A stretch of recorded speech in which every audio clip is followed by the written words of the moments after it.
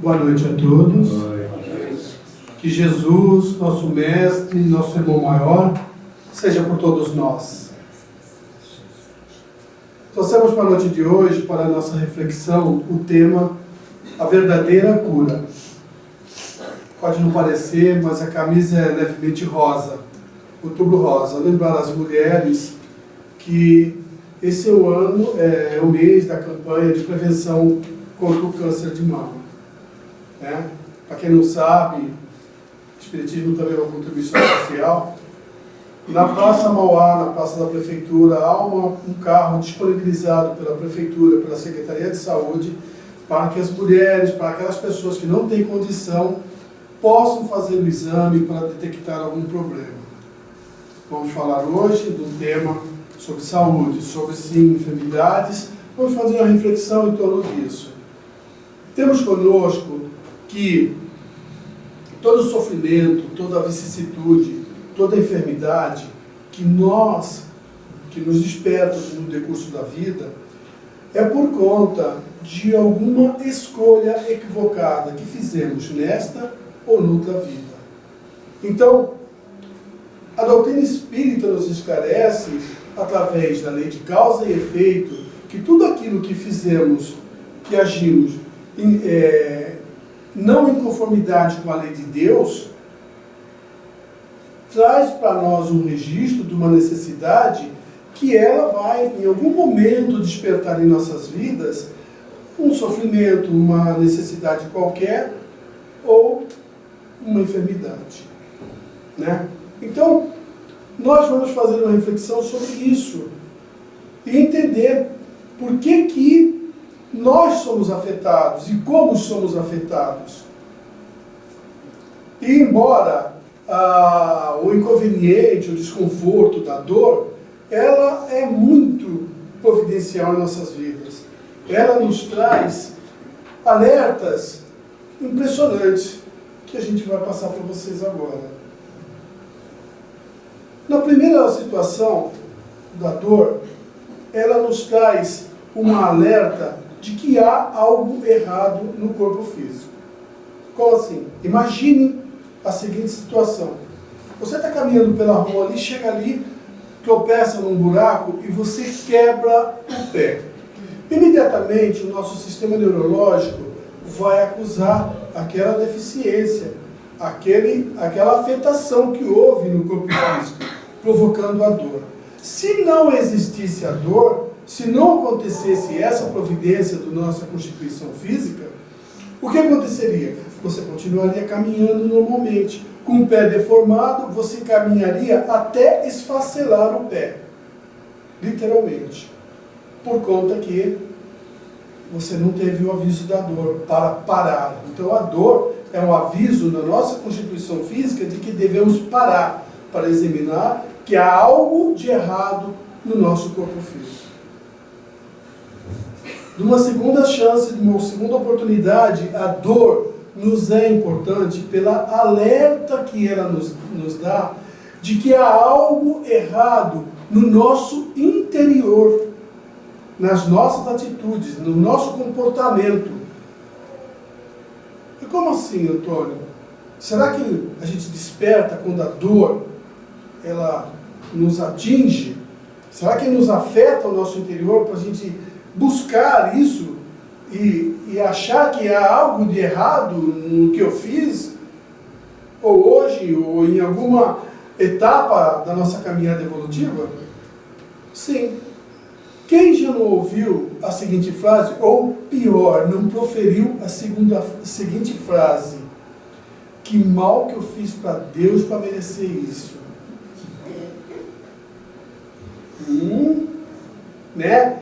Sabe o que é isso? Isso é um conceito, uma identidade inata que nós temos de que há algo de errado que nós fizemos lá atrás que vem repercutir nessa vida.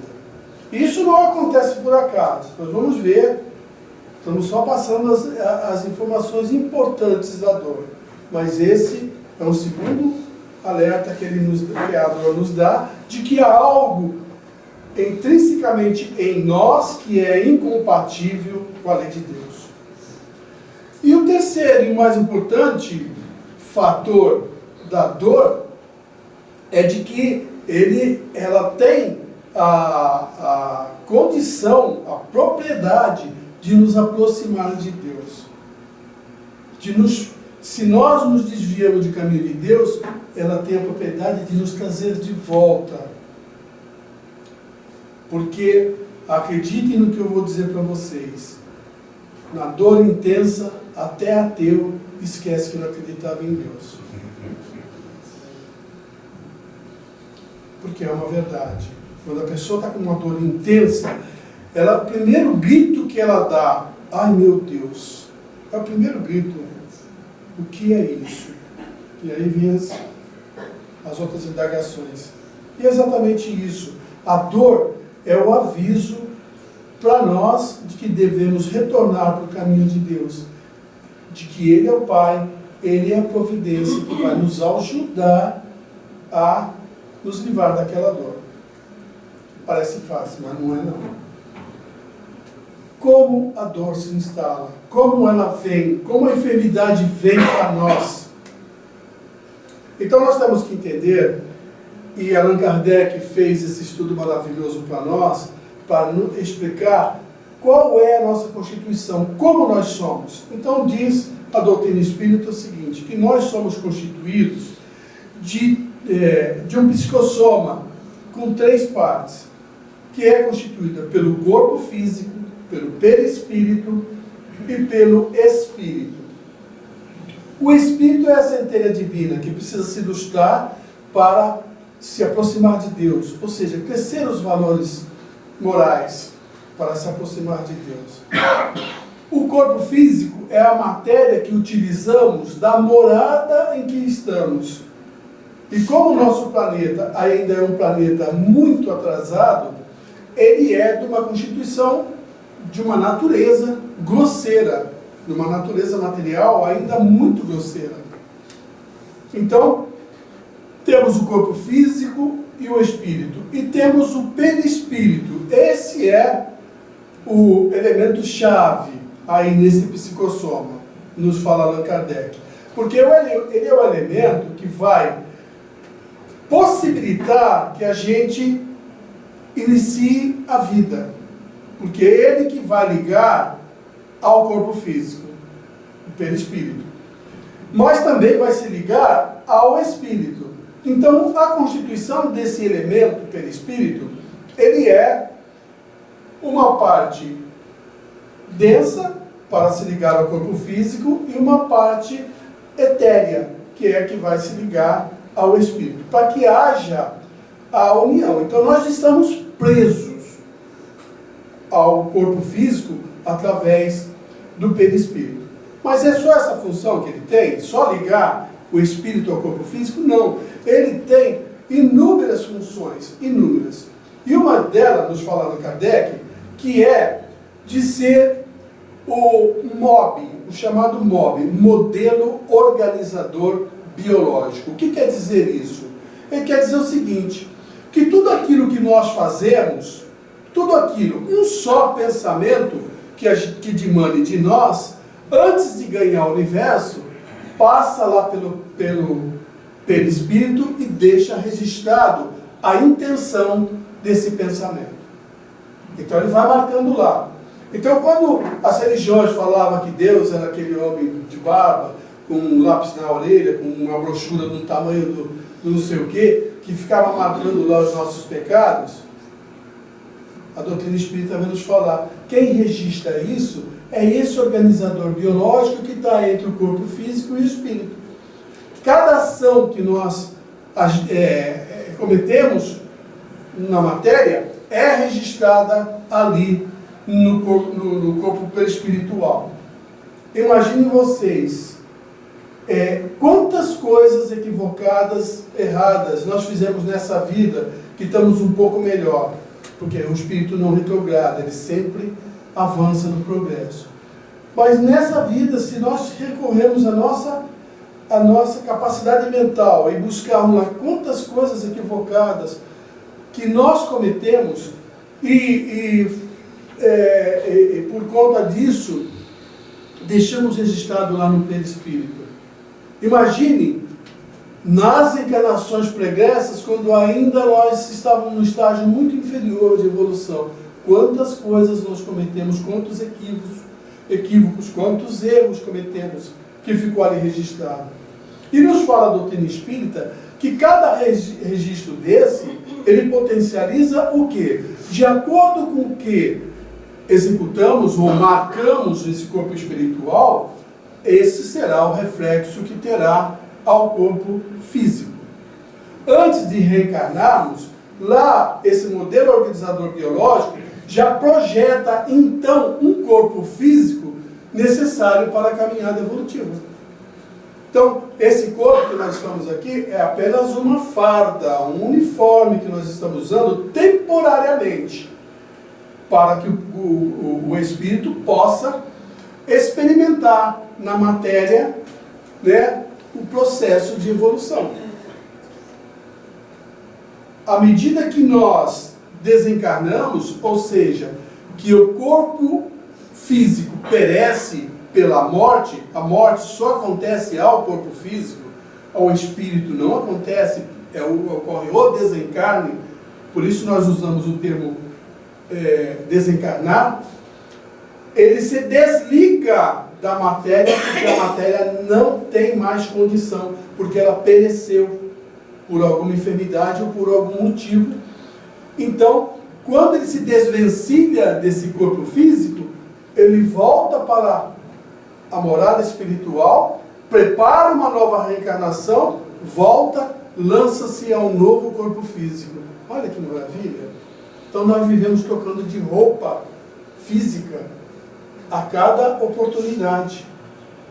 Então, esses registros que vão sendo lançados como enfermidade ao corpo físico, nada mais é que faz com que o corpo físico seja um dreno desse perispírito. Então, tudo aquilo que estava errado, vamos lançar ao corpo físico. Como acontece isso? Você imagine essa toalha sendo o perispírito e aqui a mesa é o espírito.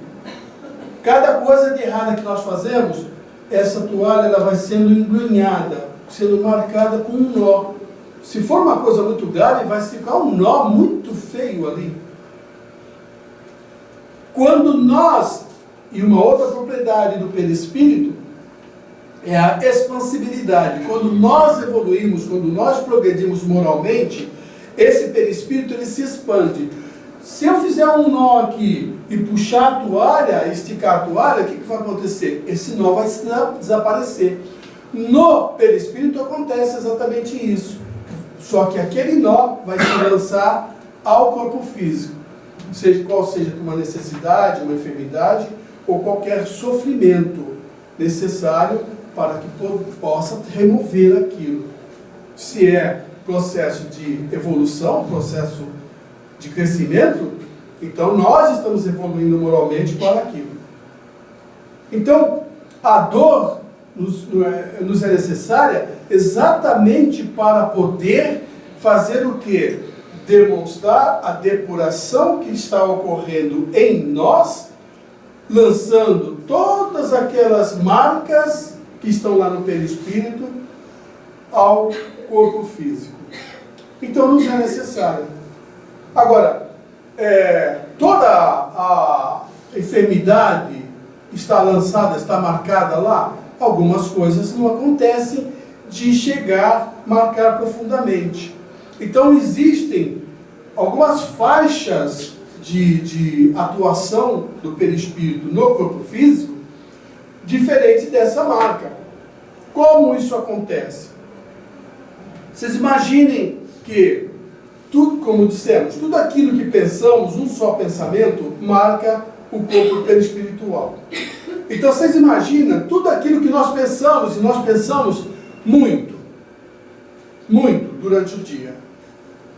Teve um cientista aí que falou que a gente pensa 95 mil vezes por dia. Eu não sei como é que ele contou, mas é muito. A gente pensa muito durante o dia. E a gente não consegue parar de pensar. Só que Qual a qualidade desse nosso pensamento? O que estamos lançando no universo? E lembre-se, antes de lançar ao universo, estamos demarcando no nosso perispírito.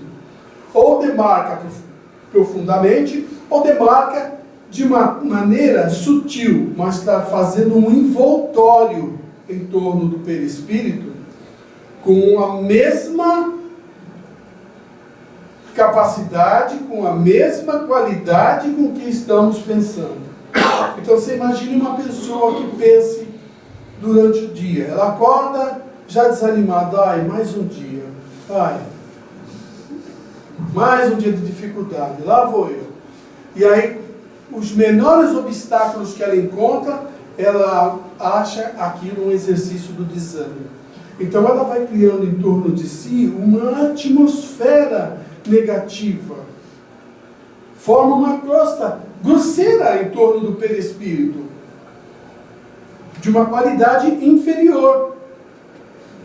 O primeiro ponto disso é começar a atrair, porque os afins se atraem, tudo aquilo que é negativo do mundo, ela começa a atrair. Todos os outros pensamentos negativos e começa a se compatibilizar com aquilo.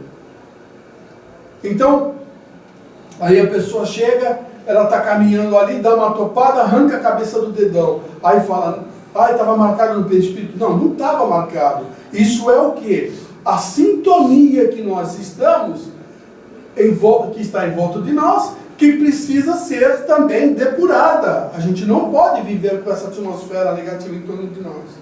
Dependendo da intensidade com que emanamos pensamento de desânimo, de falta de encorajamento, falta de fé, falta de perseverança, a gente vai criando essa atmosfera em torno de nós e de repente nós somos atingidos por aquilo. E aí marca realmente profundamente o nosso perispírito. E aí começamos a apresentar as depressões, as síndromes variadas. Por quê? Porque lesionamos o corpo perispiritual e ele precisa atingir o corpo físico. Ele precisa drenar para o corpo físico, para não ficar comprometido. Aí ficamos verdadeiramente enfermos. Então, à medida com que nós vamos vivendo, experimentando as situações, a reação, nosso comportamento em relação àquilo, vai sim demarcando o nosso perispírito e nos comprometendo. Algumas coisas já vêm de encarnações pregressas, são coisas muito profundas, sabe, de crimes que cometemos bárbaros lá em várias encarnações atrás. Aí um dia, quando a gente estiver em condições, porque Deus é Pai de misericórdia, como nos ensinou Jesus, Ele é Pai de misericórdia, Ele não nos dá um fardo maior que a gente não tenha capacidade de carregar.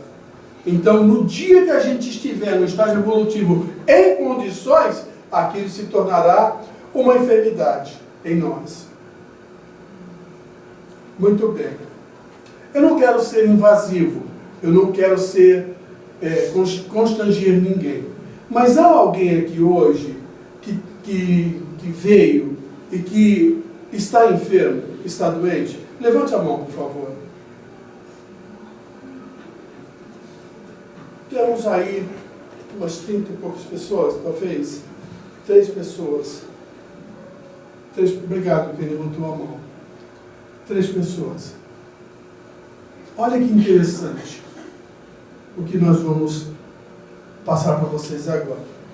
A Organização Mundial de Saúde, ela nos fala o seguinte: saúde é o estado completo de bem-estar físico. Saúde é o estado de completo bem-estar físico. Ou seja, a pessoa não pode estar com uma frieira, com uma unha encravada, uma dor renal, diabetes, um problema cardíaco, um câncer. Fomos desde pequenininho até o mais alto. A pessoa não pode estar com nada disso. É o estado de completo bem-estar físico. Ah, que legal. Puxa vida, é difícil isso. que a gente sempre está sentindo alguma coisa. Então ela fala que a enfermidade é a perturbação da saúde. Mas não para aí.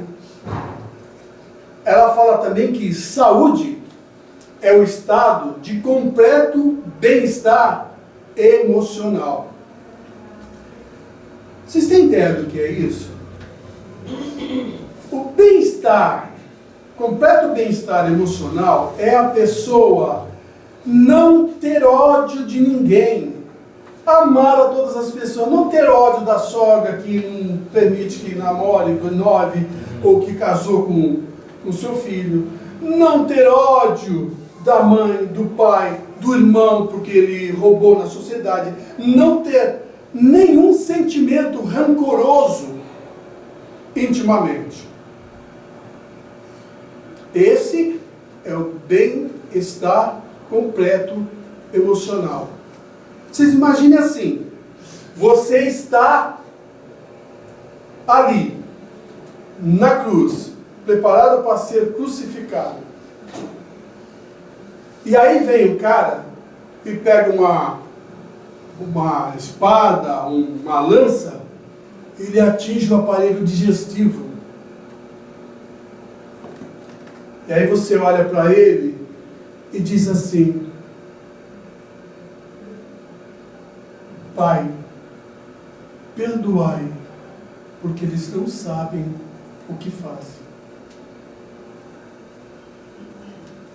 Esse é o estado emocional de quem ama, de quem não tem ódio, não tem rancor. Ah, mas Antônio, você pegou logo um exemplo maior, pegou Jesus. Esse é um exemplo maior. Vou pegar um mais abaixo. A grande alma, o Mahatma Gandhi, Mohandas Karamchand Gandhi. Certa vez um repórter chegou para ele e lhe perguntou assim: Senhor Gandhi, eu preciso lhe fazer uma última pergunta. O senhor perdoou a todos aqueles que lhe feriram, que lhe bateram, que lhe ofenderam? E o Gandhi olhou para o repórter e disse: não, eu não perdoei. E aí o repórter, ele se entusiasmou, era uma última pergunta, ele falou assim: então me permite, porque ele achou que tinha encontrado um furo de reportagem ali, porque uma grande alma, embora não fosse cristão, mas era discípulo de Krishna, e Krishna pregava o amor, o perdão. Então ele insistiu, falou assim: mas como, senhor Gandhi? O senhor é grande alma, é o exemplo. Como o senhor não perdoou a seus ofensores? E ele respondeu ao repórter: eu não perdoei porque eu não me senti ofendido. Esse é o completo bem-estar emocional. É o que nos fala a Organização Mundial de Saúde. Mas acaba aí não acaba aí. Ela fala o seguinte, que saúde é o estado completo de bem-estar psicossocial. Sabe o que quer dizer isso? Psicossocial quer dizer o seguinte: você tem que estar bem na empresa onde você trabalha, não reclamar do seu patrão, não reclamar do seu vizinho, dos que moram com você no condomínio, do síndico, não reclamar da mulher, não reclamar e não criar caso com ninguém. Aí você fala assim: mas hoje eu não discuti com ninguém, hoje foi tudo bem lá no trabalho, foi tudo bem na empresa, foi tudo bem lá no prédio, ninguém me clavou na garagem, foi tudo bem. No trânsito, ninguém me fechou. Hoje você está bem. E ontem, se não fosse a tua mulher, o teu marido, te conter, você ia sentar a mão na vizinha. E amanhã, como será? Será que você vai estar como você está hoje? Quando a Organização Mundial de Saúde fala ela fala de forma atemporal. Isso quer dizer o seguinte, é de um tempo que você nem lembra mais, mas você age assim há muito tempo. Então, o bem-estar psicossocial é exatamente isso. É você estar bem em todos os instantes da tua vida, com todas as pessoas. Essa é a condição que a Organização Mundial de Saúde fala em respeito à saúde.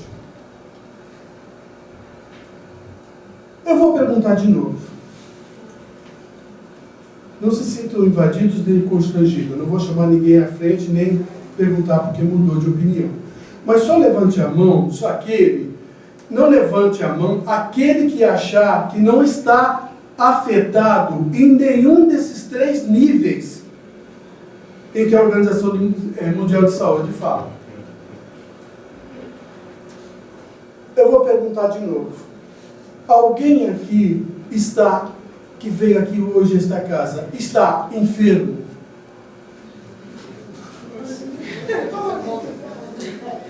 Meu Deus, que bom! Que maravilha! Estamos todos doentes, que bom! Estamos no lugar certo. Aí quando vocês saírem lá fora, aí vem a pessoa perguntar para você, amigo, você foi lá, você encontrou o que você queria? Ah, foi muito bom. Eu entrei são, saí doente. Foi muito bom. É exatamente isso, meus irmãos. Todos nós somos enfermos. A Terra é um grande hospital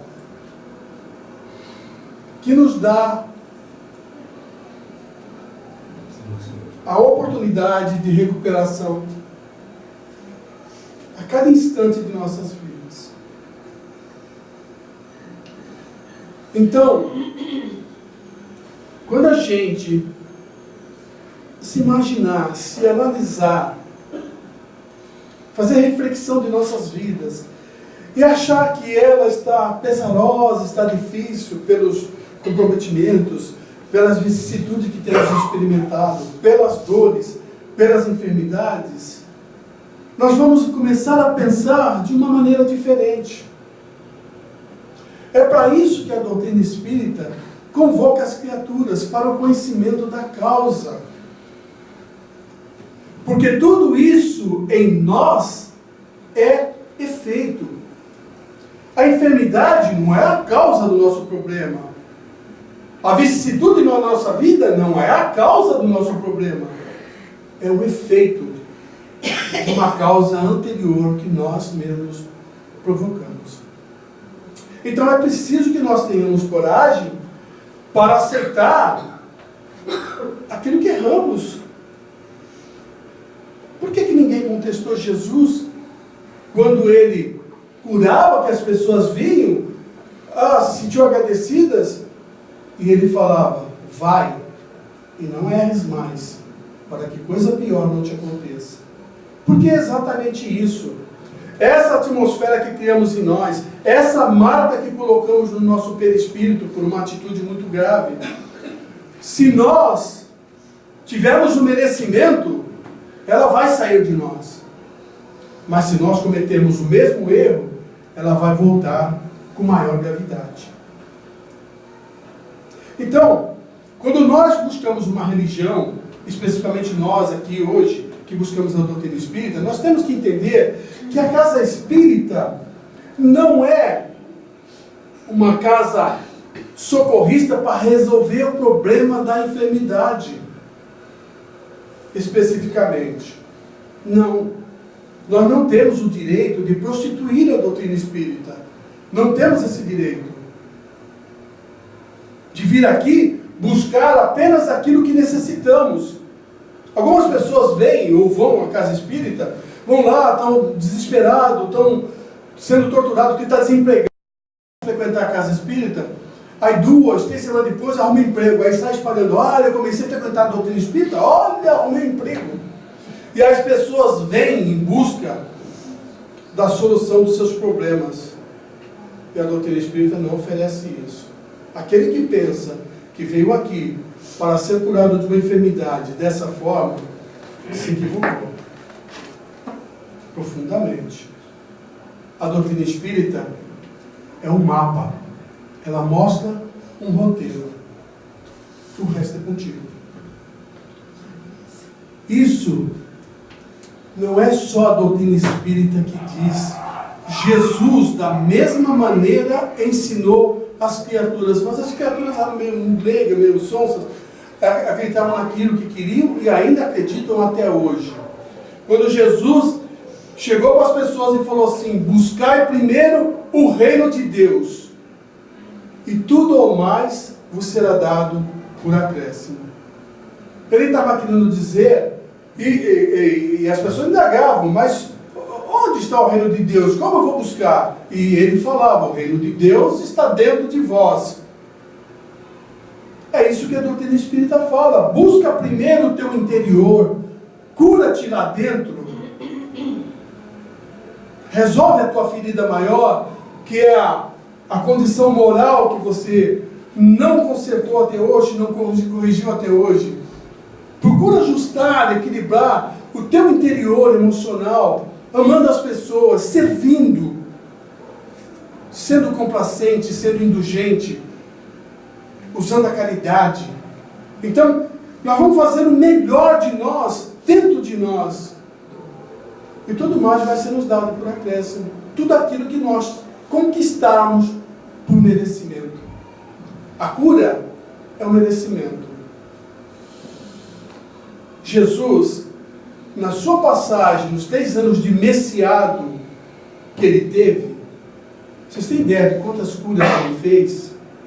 Há pessoas que buscam casas espíritas, que usam de sensacionalismo, a casa de cura, a casa não sei o quê. Aí a pessoa vai lá, fica frustrada, aí culpa a doutrina espírita. Tá vendo? A doutrina espírita é isso. E a pessoa que cura fala: olha, a doutrina espírita é melhor. Nem uma coisa nem outra. Imagine as pessoas que buscaram Jesus para serem curadas. Sabe quantas curas Jesus fez durante o seu messiado em 3 anos? Coisa que hoje qualquer médium espírita por aí, vocês já ouviram falar, fez muito mais.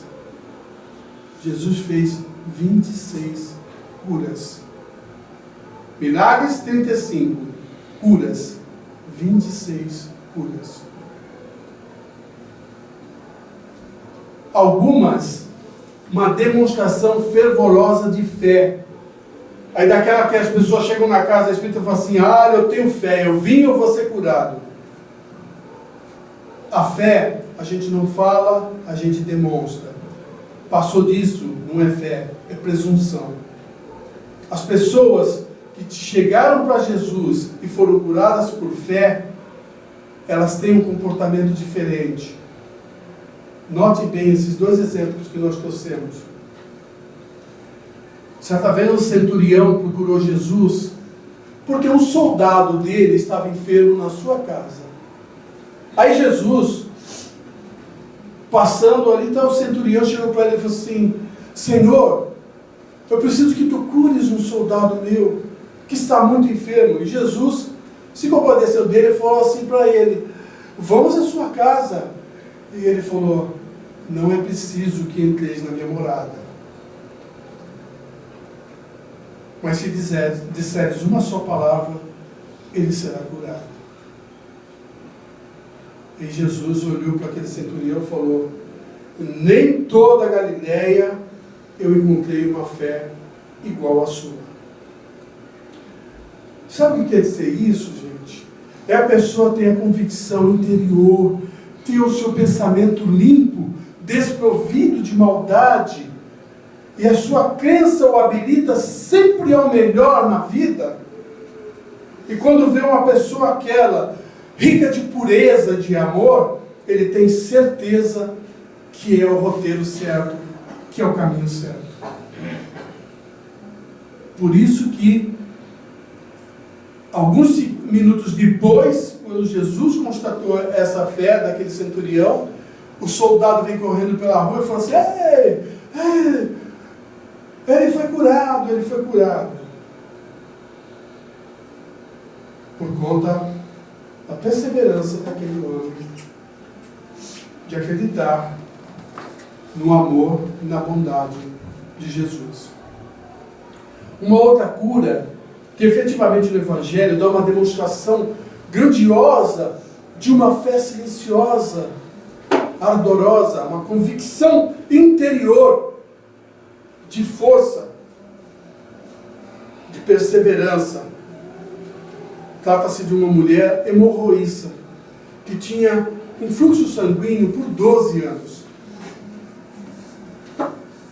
Essa mulher soube de Jesus e acreditou piamente que Jesus iria curá-la. Só que a mulher, quando tinha esse problema, naquela época, ela era considerada uma mulher imunda. Ela era banida da sociedade.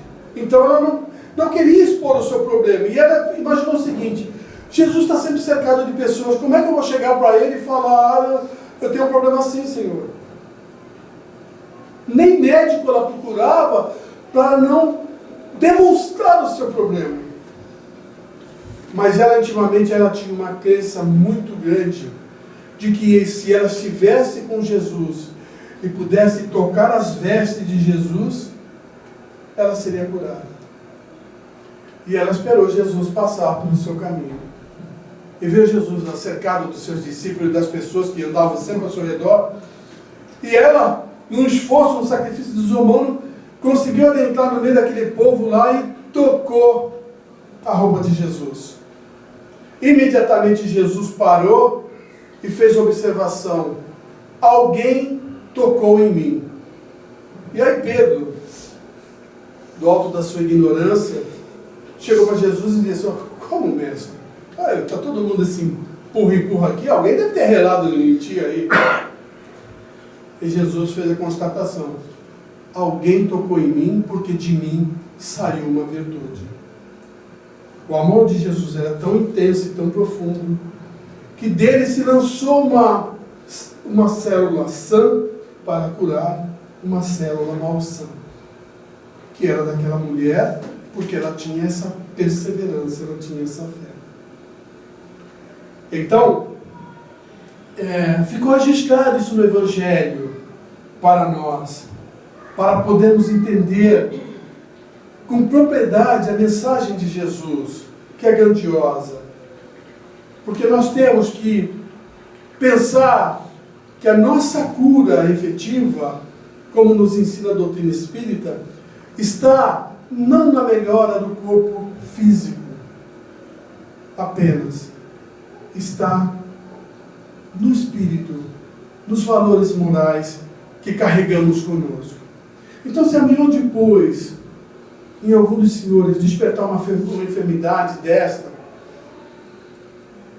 das quais nós não sabemos se a enfermidade que será lançada ao teu corpo será aquela que será o passaporte para a nova vida, que nós não sabemos, nós temos que receber com gratidão, com resignação, com coragem, com a mesma coragem que esses exemplos do Evangelho tiveram, com a profunda coragem de quem quer ser melhor intimamente. Se ela for uma enfermidade que vá fazer com que eu transpasse a vida, que abandone esse corpo físico, é perseverar naquilo que a doutrina espírita nos fala: nascer e renascer de novo. Então, cada vez que nós vamos nos fortalecendo com os valores da vida, de como ela se constitui, de como ela se apresenta, nós vamos sim consolidando em nós essa fé perseverante, que é a fé que se tem porque se sabe, porque se conhece, e não aquela que a gente imagina que possa acontecer do nada, que vai cair do céu. É a fé raciocinada que nos oferecia no Kardec. Então, temos que ter conosco: não há dor sem causa, nem lágrima sem procedência justa. E quando a gente voltar a entender, a buscar o Evangelho de Jesus e ver na sua lição, busca primeiro o reino de Deus e a sua justiça, e tudo mais vos será dado por acréscimo.